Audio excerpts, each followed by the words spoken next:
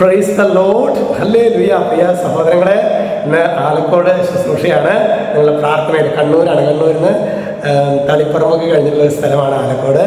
നമ്മുടെ വിളക്കന്നൂരിൻ്റെ അടുത്താണ്. ഒരു 10 കിലോമീറ്റർ ദൂരെയുള്ളൂ ഇവിടുന്ന് വിളക്കന്നൂരിലേക്ക്. ഏകദേശം കഴിഞ്ഞ തവണ പോയിട്ടുള്ളത് കൊണ്ട് പിന്നെ ഇന്ന് ശുശ്രൂഷ കഴിഞ്ഞ് തന്നെ തിരിക്കും. ഹല്ലേലൂയ.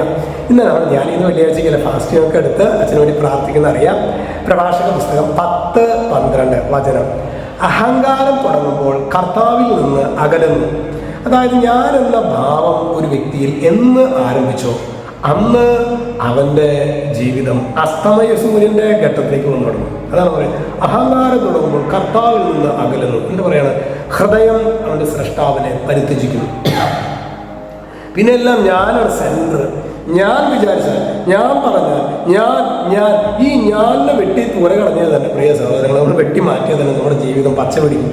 അതുകൊണ്ട് ഇന്ന് ഈ ആശീർവാദ വേളയിൽ കർത്താവെ, ഞാൻ ഈ അഹങ്കാരത്തിലേക്ക് മേഖല ഒറ്റയടിക്ക് നോക്കുമ്പോൾ അഹങ്കാരില്ലേ എന്നൊക്കെ തോന്നിയാലും അധികാരി ശാസിക്കുമ്പോൾ, അല്ലെങ്കിൽ ഞങ്ങളുടെ വികാരിച്ചൻ ശാസിക്കുമ്പോൾ, അല്ലെങ്കിൽ ഞങ്ങളുടെ മെത്രാൻ ശാസിക്കുമ്പോൾ, അല്ലെങ്കിൽ ഞങ്ങളുടെ ഒരു പ്രിയപ്പെട്ട വ്യക്തി ശാസിക്കുമ്പോൾ ഞങ്ങൾ ഭയങ്കരമായിട്ട് ഹ്യൂമിലിയേറ്റഡ് ആയിട്ടൊക്കെ തോന്നുന്നുണ്ട് എങ്കിൽ പ്രിയ സഹോദരങ്ങളെ, വളരെ ഗൗരവമായ വിധത്തിൽ അഹങ്കാരത്തിൻ്റെ അരൂപിയനിൽ എത്രമാത്രം ഉണ്ടെന്ന് നമുക്ക് ആത്മശോധന ചെയ്യാം.